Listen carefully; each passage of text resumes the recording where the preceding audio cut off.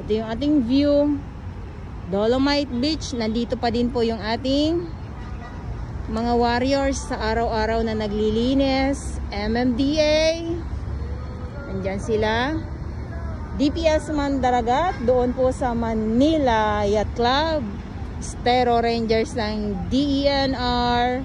At ang ating Dole Tupad naman po. Ayan. So ito yung view ngayong umaga.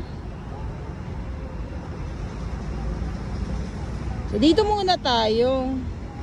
Yan naman, yun nga lang ay may mga iilan po tayo mga mga kalat na dumarating.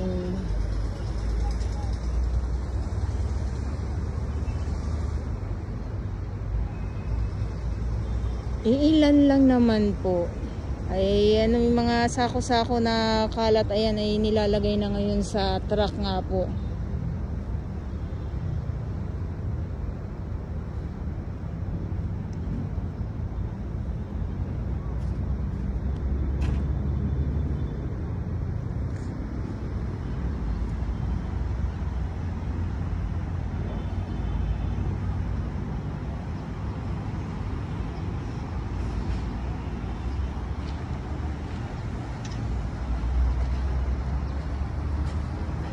So lakad tayo.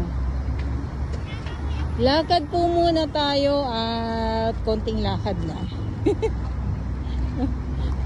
Konting isang hakbang lang, pambira. Kayo naman good vibes lang tayo sa ating mga viewers. Good vibes lang po muna tayo. Konting patalastas lang po at maraming salamat po sa inyong lahat. Huwag masyadong seryoso sa buhay. Ayan, so umagang-umaga nakapayong ako kasi ang init na po. Maganda tingnan yung sinag ng araw, no, ngayong umaga. Pero masakit na po sa balat. Kaya ako po ay nakapayong.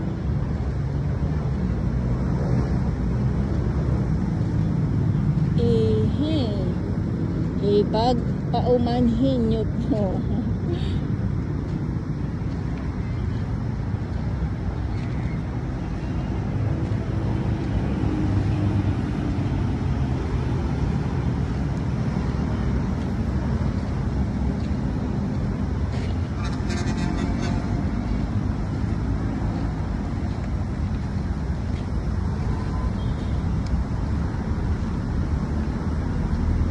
So kung kayo po ay papasyal dito, so kailangan medyo maaga po, no, sa mga nagtatanong. Kailangan medyo maaga. Ay, kitang-kita talaga ang payong ko. Kitang-kita talaga ang payong ko.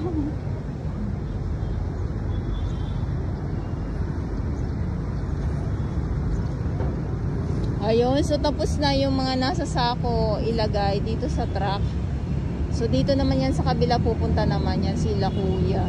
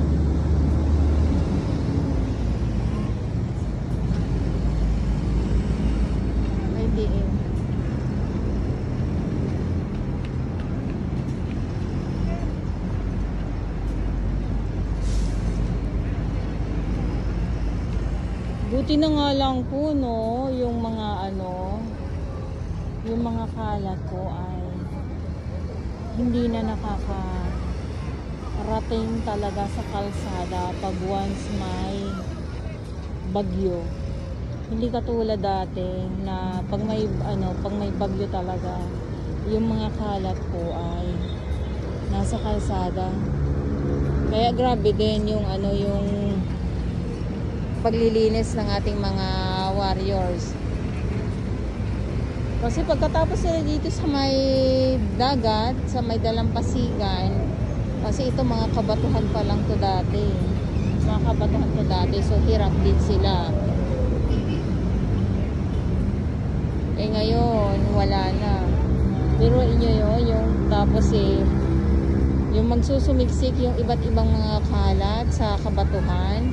Tapos yung ating mga naglilinis, ganun sila na talaga naman makikipag-anuhan sila, makikipagdukutan sila sa iba't ibang klaseng kalat sa sa kabatuhan. Dito dito na kung saan ay sa ngayon ito nga ay may dolomite sand tayo. Pero dito sa may kabila ay dito sa may papuntang 500 meters, tapos yung kadugtong niyan ay wala pong dolomite sand, gray sand lang po.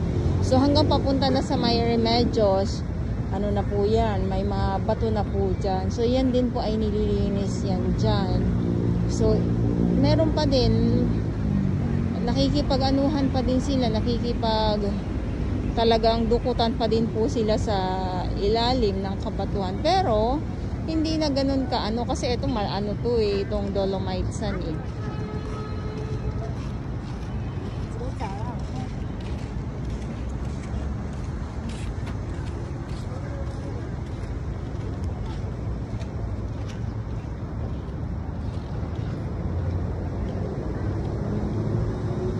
Kaya yung kanilang paglilinis hindi po madali sa ating ibang mga viewers.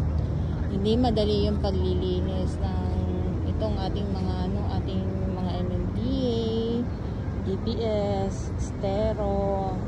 Yung tupad nga kailan lang po yan yan sila. Syempre, yung ating mga volunteers, kahit na mayroon po akong mga nababasa ng mga comment, mga bayad, mga yan sila, may mga bayad yan, yes. May mga bayad, pero alam niyo po yung pagod. Kaya pa din sila, mga warriors pa din po ng Manila Bay. Pasalamat pa din po tayo kasi nandito sila na naglilinis sila araw-araw, umulan at uminit.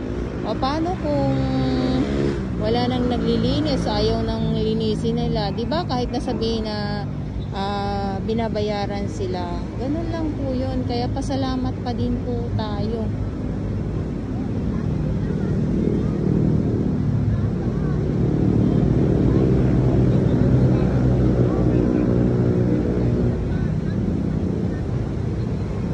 Okay, so medyo napahaba-haba na naman po yung aking pagpapaliwanag sa inyo. So, ito yung update natin ngayon dito sa Manila Bay, Dolomite Beach. Maraming salamat po sa inyong lahat.